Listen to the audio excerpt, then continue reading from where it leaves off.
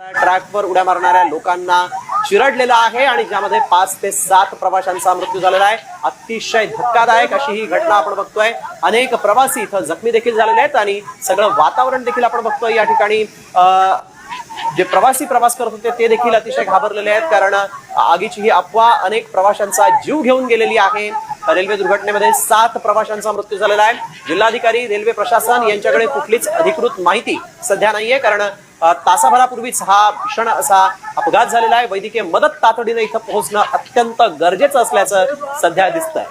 Railway दुर्घटनेमध्ये आतापर्यंत 7 प्रवाशांचा मृत्यू झालेला असला तरीही आकडा वाढण्याची भीती मात्र अजूनही आहे, कारण की मोठी अशी दुर्घटना होती। अनेक जणांनी या रेल्वेमधून उड्या मारलेल्या होत्या आणि समोरून येणारी बंगळुरू एक्सप्रेस ही सुद्धा अत्यंत वेगात असेल आणि त्याचमुळे हा आकडा वाढण्याची भीती सुद्धा आता व्यक्त होते। अनेक जण जखमी झालेले आहेत। दरम्यान या जखमींपर्यंत तातडीने कशा पद्धतीने वैद्यकीय सेवा पुरवता येईल हे पाहणं आता महत्त्वाचं ठरणार आहे। अजून तरी जिल्हाधिकाऱ्यांकडून प्रशासनाकडून कोणत्याही प्रकारची अधिकृत अशी माहिती आलेली नाहीये। मात्र अत्यंत दुर्दैवी अशी घटना परभाडे रेल्वे स्थानकाजवळ घडलेली आहे। पुष्पक एक्सप्रेसच्या एसी कोच मध्ये काही ठिणग्या आगीच्या निघाल्या आणि घाबरून या सर्व प्रवाशांनी तिथली चैन ओढली, रेल्वे थांबवण्यात आली आणि प्रवाशांनी पटापट उड्या मारल्या घाबरून। मात्र दुर्दैवाने दुसऱ्या बाजूने बंगळुरू एक्सप्रेस येत होती आणि या बंगळुरू एक्सप्रेसच्या धडकेमध्ये आता